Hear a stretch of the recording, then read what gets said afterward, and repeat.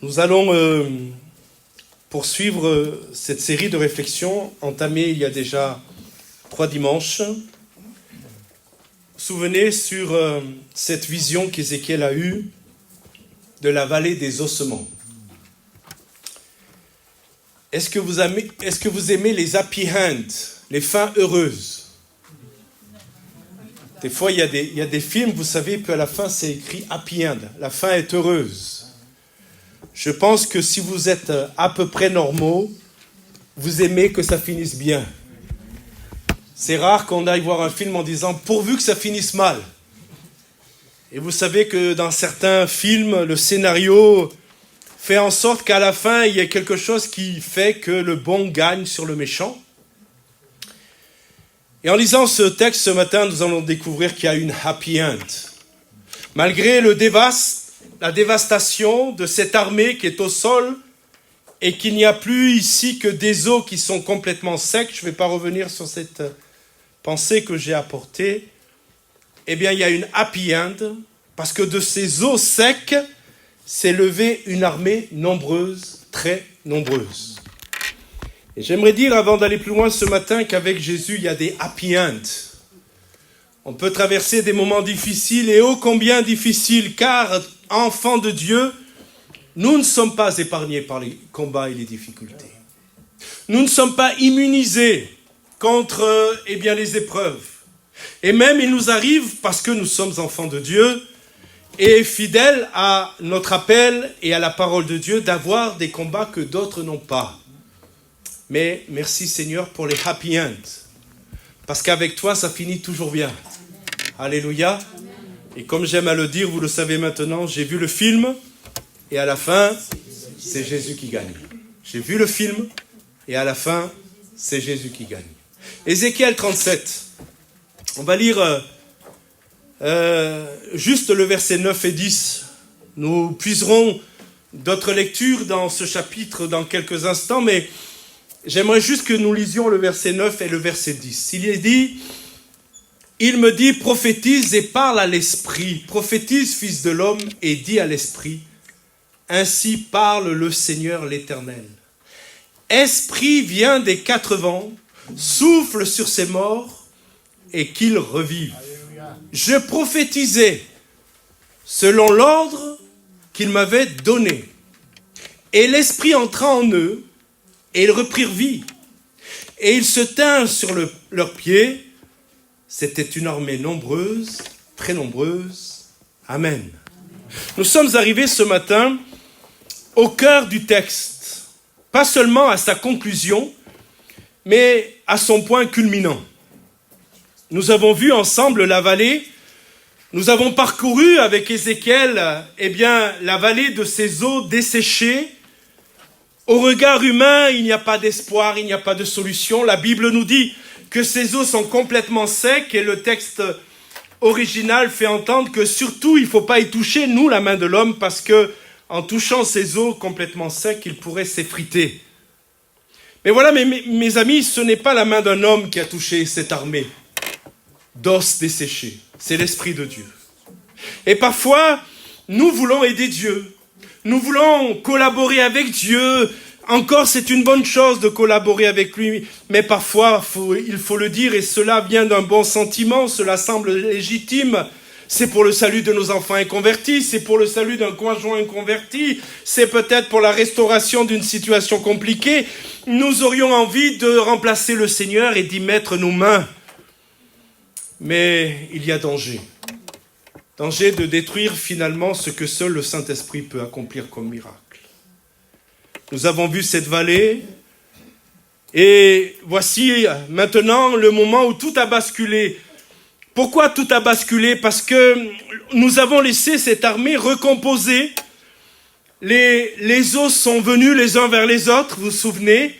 La chair a recouvert les os, les tendons se sont mis en place, la chair a recouvert les os, les peaux les ont couverts aussi, et voilà que nous avons une reconstitution parfaite de cette armée. Mais mes amis, même s'il y a reconstitution parfaite de cette armée, elle demeure une armée morte. Reconstituée, mais morte. Des corps, c'est vrai, qui ont retrouvé toutes leurs attributs, c'est vrai, mais des corps qui ne vivent pas, des corps qui n'ont pas le souffle de Dieu. Et au verset 8, nous l'avons lu, il n'y avait point, on peut le regarder, il n'y avait point en eux d'esprit, dit le texte. Mes amis, ce que je veux dire en débutant ce partage ce matin, c'est que il est possible d'avoir une forme parfaitement reconstituée. Écoutez-moi bien, il est possible d'avoir une église organisée, structurée, avec des programmes, avec des activités, avec des services et des rôles dans l'église. Mais mes frères et sœurs, il faut plus qu'un programme. Il nous faut le souffle du Saint-Esprit. L'organisation est importante, car avant que le souffle ne vienne, il fallait que les corps soient reconstitués. Le Saint-Esprit n'est pas venu avant que ce travail ait eu lieu, mais il manquait l'essentiel, ce que la Bible appelle le roi, le souffle de Dieu, l'Esprit de Dieu. Et c'est là que Dieu donne à Ézéchiel sa deuxième instruction. Il va dire, après avoir parlé aux os, il va dire prophétise à l'esprit. Prophétise, fils de l'homme, et dis à l'esprit, ainsi parle le Seigneur l'Éternel, esprit viens des quatre vents, viens sur ces morts et qu'ils revivent. Et ce matin, je voudrais que nous puissions nous unir dans la prière en disant, Seigneur, esprit des quatre vents, viens sur nous. Et que l'Église de Christ revive. Nous bénissons Dieu pour la structure, nous bénissons Dieu pour la forme, mais nous réclamons au Seigneur plus que la structure, plus que la forme. Nous réclamons le roi de Dieu, le souffle de Dieu, la puissance du Saint-Esprit. Regardez comment le Seigneur a agi, comment il a opéré. D'abord, il faut rappeler ici, et c'est important, que l'Esprit agit selon la parole de Dieu. Et l'Esprit de Dieu et la parole de Dieu sont intimement liés, et je vais le dire ainsi, intimement imbriqués. Dans les choses de Dieu et dans le royaume de Dieu, il n'y a pas de séparation entre la parole de Dieu et l'Esprit de Dieu. Ils sont ensemble en train d'accomplir ce que seuls ils peuvent accomplir ensemble. Et remarquez bien, l'instrument que Dieu a choisi, la méthode que Dieu a utilisée dans cette vision, c'est la parole de Dieu. C'est pas la parole d'un homme. C'est pas la pensée d'un homme, c'est pas la folie d'un homme, la stratégie d'un homme, mais c'est la parole de Dieu. Non pas un rituel magique, non pas une technique mystérieuse qui aurait fait en sorte que ces corps reconstitués reprennent vie. Non, non. C'est pas non plus une formule secrète réservée à quelques initiés. Non, c'est la parole. C'est le mot que Dieu répète, prophétise, parle. Je vais expliquer dans quelques instants ce que signifie prophétiser. Car il y a là besoin certainement d'un enseignement et de quelques corrections, parce que nous vivons dans un temps où il y a beaucoup de choses qui se font sous prétexte de la prophétie et qui n'ont rien à voir avec la prophétie biblique. Et il faut enseigner et il faut lire la Bible pour découvrir, excusez-moi de le dire aussi directement, mais c'est mon rôle de le faire, qu'il y a de la supercherie et qu'il y a des trompeurs. Mais Dieu a choisi la parole prophétisée comme instrument pour la résurrection de ces eaux desséchées dans la vallée. Ce n'est pas la propre vision, ce n'est pas, propre à cette vision. C'est la méthode constante de Dieu à travers toute l'histoire du salut. Dieu agit au travers de sa parole.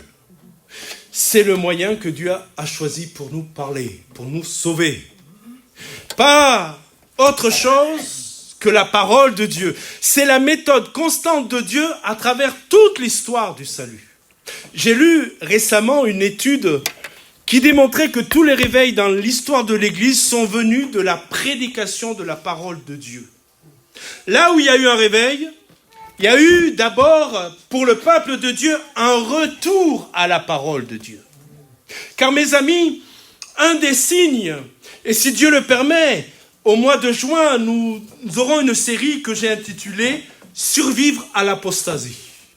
Mais un des signes de l'apostasie, c'est-à-dire du recul dans la foi, c'est-à-dire de l'éloignement dans la vie spirituelle, un des signes de l'apostasie, c'est l'abandon ou la négligence de la parole de Dieu.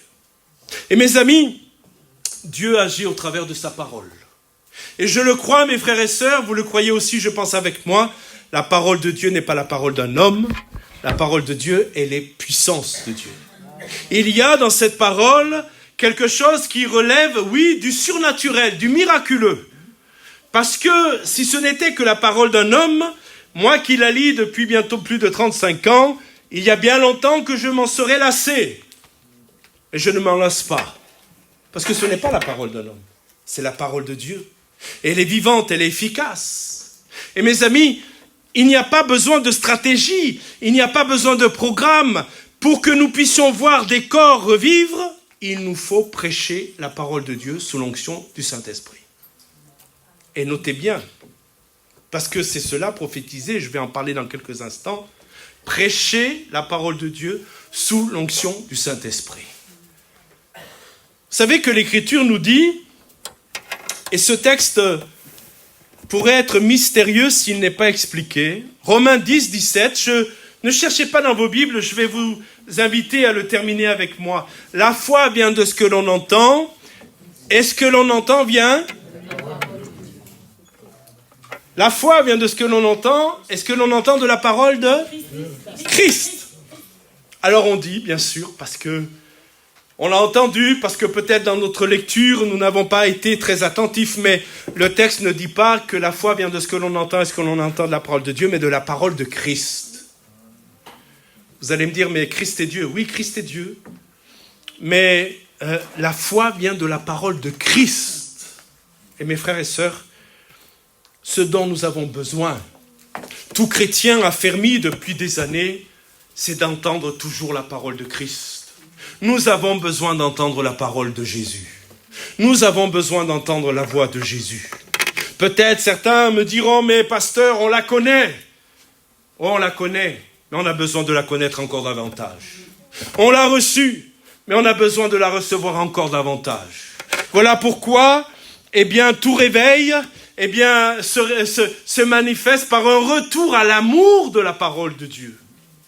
Et frères et sœurs, si votre lecture de la parole de Dieu est épisodique, réservée au moment où peut-être vous arrivez à racheter quelques minutes de votre temps précieux, vous avez besoin d'un réveil spirituel.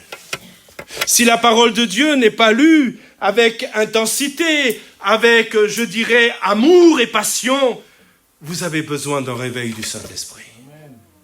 Car le miracle de Dieu est toujours associé à la parole de Dieu. Toujours. Amen, mes frères et sœurs. Et vous pouvez prier, mes frères et sœurs. Vous pouvez demander au Seigneur qu'il renouvelle cet amour pour sa parole. Vous pouvez dire au Seigneur dans un élan de cœur repentant, en disant, Seigneur, je néglige ta parole, je la néglige. Alors je te prie de me redonner une passion pour ta parole. Amen. La foi vient de ce que l'on entend, et ce que l'on entend vient de la parole de Christ. C'est, excusez-moi l'expression, la mécanique de la grâce. Comme une voiture a besoin d'une certaine mécanique pour fonctionner, la grâce a besoin de la parole de Dieu pour fonctionner. C'est la mécanique de la grâce. La parole entre dans les oreilles. Parce que l'Écriture nous dit que la foi vient de ce qu'on entend. Et mes frères et sœurs, longtemps je me suis posé la question, pourquoi il n'est pas écrit la foi vient de ce qu'on lit? C'est pas ce qui est écrit. C'est pas la foi vient de ce qu'on lit, mais la foi vient de ce qu'on entend. Alors il y a plusieurs raisons. Étant missionnaire parmi l'ethnie Gourmantché au Niger, au fin fond de la brousse, nous avons rencontré des gens qui ne savaient pas lire. Alors, ne sachant pas lire, aurait-il été exclu de la foi? Non, ils ne savaient pas lire, mais ils entendaient, mes frères et sœurs, je vous assure, beaucoup mieux que nous. Avec une foi beaucoup plus grande que la nôtre. On leur disait, par exemple, je me souviens lorsqu'on faisait la formation des laïcs, car nous avions avec 2 couples missionnaires 40 églises à s'occuper pour 2 couples. C'était énorme. 2 églises par jour.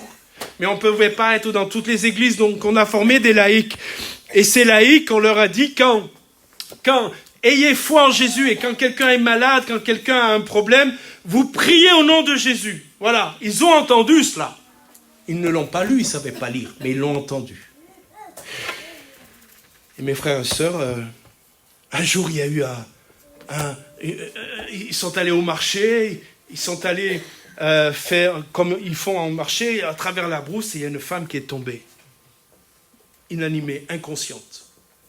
Pas morte, mais pas loin. Les frères et sœurs se sont mis autour, ils ont dit on va faire ce qu'on a entendu lorsqu'on nous a enseigné. On nous a dit de prier au nom de Jésus. Ils ont dit on ne va pas imposer les mains, parce qu'on leur a dit n'imposez pas les mains, parce qu'on ne sait pas. Si peut-être dans certaines situations, certains ne seraient pas possédés. Vous me suivez? Donc ils ont dit on ne va pas imposer les mains. Ils ont prié au nom de Jésus. Ils ont eu foi en Jésus. La femme s'est relevée, elle est allée faire ses courses, elle est rentrée à la maison. Mes amis, mes frères et sœurs, ils ont entendu. Peut-être mieux que parfois nous n'entendons. Ils ont eu foi dans ce que Christ disait, que les malades au nom de Jésus étaient guéris. Alléluia. Ils l'ont cru et ils l'ont vécu. Qu'est-ce que prophétiser? Le mot prophétiser, dans l'original hébreu, c'est le mot naba. N-A-B-A. Et prophétiser signifie parler sous l'influence de l'Esprit divin. Mes frères et sœurs, il ne faut pas compliquer ce qui est simple. Nous avons, nous, tendance à compliquer ce qui est simple. Le Seigneur a la grâce de simplifier ce qui est compliqué. Et par exemple, sur certains enseignements forts, lourds, avec plein de révélations, le Seigneur va simplifier ce qui est compliqué avec, vous savez, les paraboles.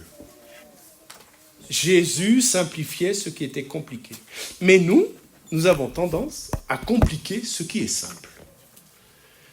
Parce que mes amis, prophétiser, je répète, la définition de ce naba, c'est parler sous l'influence de l'Esprit de Dieu. C'est plus que prêcher. Et tous ceux qui ont été formés par notre ministère, je disais toujours aux frères qui devaient apporter la parole de Dieu, prêcher, c'est à la portée de tous ceux qui peuvent se former pour parler devant un public. Mais prêcher, c'est pas faire une conférence. Prêcher, écoutez-moi bien, c'est apporter la pensée de Dieu. C'est parler sous l'onction de Dieu. C'est pas parler pour parler, c'est apporter ce que le Seigneur veut dire. C'est plus que prêcher, c'est plus que enseigner. C'est parler en portant quelque chose qui ne vient pas uniquement de soi. Je vais vous faire une confession. Il m'arrive de prêcher, j'ai préparé ma prédication, car mes amis, on ne peut pas se présenter devant le peuple de Dieu sans se préparer. Et on ne peut pas raconter ce qui nous passe par l'esprit au moment T en pensant que cela vient de Dieu. Il faut se préparer. Mais il m'arrive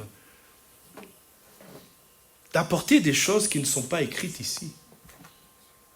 Et parfois on me dit, mais tu as les notes? Je dis, non, je n'ai pas les notes parce que ça n'a rien à voir. Parce que le Saint-Esprit, à un moment donné, prend l'autorité sur ce qui a été préparé.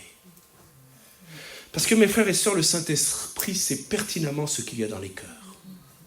Moi, à mon bureau, préparant le message, même si je connais mes brebis, je ne les connais qu'en apparence, seul le Saint-Esprit sonde les cœurs. Et voilà qu'à un moment donné, je vais peut-être, selon le plan humain, divaguer, dans le sens sortir des notes, mais finalement, c'était l'inspiration du Saint-Esprit. Et mes frères et sœurs, on va en parler en conclusion tout à l'heure. Dieu veut que nous puissions tous parler sous l'onction du Saint-Esprit. Ce n'est pas réservé aux pasteurs, aux élites. Et dans la semaine qui va venir, vous allez être confrontés à des situations avec vos collègues de travail, avec vos amis, avec votre famille. Et mes frères et sœurs, écoutez-moi bien, ce dont ils ont besoin, ce n'est pas un verbiage supplémentaire évangélique, ils ont besoin d'une parole de Dieu. Amen. Amen. Ils ont besoin d'entendre la voix de Dieu derrière votre voix. Vous savez ce que dit Paul dans 2 Corinthiens chapitre 3 verset 6? Paul dit, « Et s'il y en a un qui connaissait ce qu'il a écrit, c'est bien lui. La lettre tue, mais l'esprit vivifie. » Vous savez qui était Paul avant sa conversion? Aucun de nous aurait voulu croiser Paul avant sa conversion. Aucun de nous. Car il était un extrémiste religieux. Je vais employer un mot pour l'actualiser, c'était un djihadiste. Un djihadiste. Terrible. La Bible nous dit qu'il respirait la haine et le meurtre. Il n'avait qu'une chose quand il se levait le matin, c'était de mettre des chrétiens en prison. Et le soir, lorsqu'il faisait sa comptabilité de personnes qu'il avait mis en prison et qu'il avait torturées, il disait « c'était mieux qu'hier et demain ça sera encore mieux ». Voilà quel était cet homme.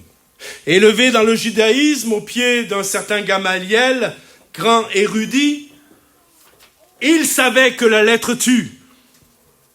Mais il savait aussi par sa conversion que l'esprit vivifie.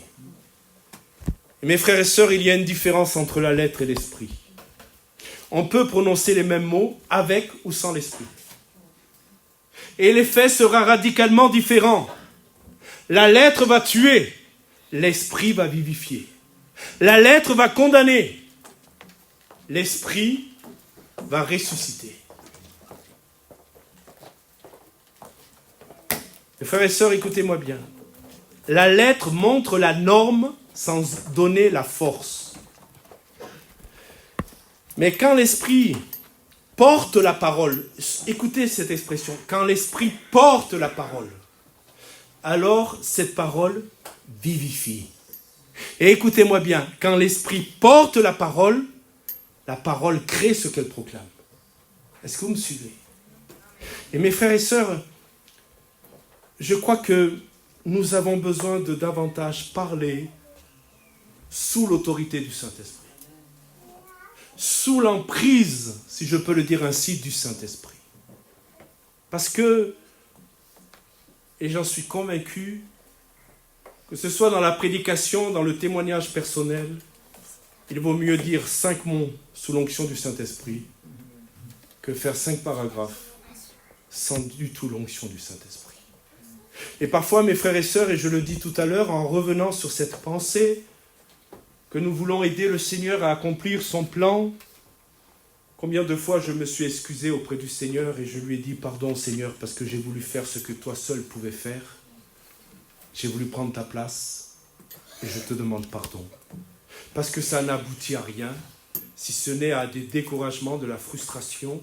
Et j'ai appris avec le temps, même s'il faut encore que je progresse dans ce domaine, de dire au Seigneur, fais ce que je ne peux pas faire.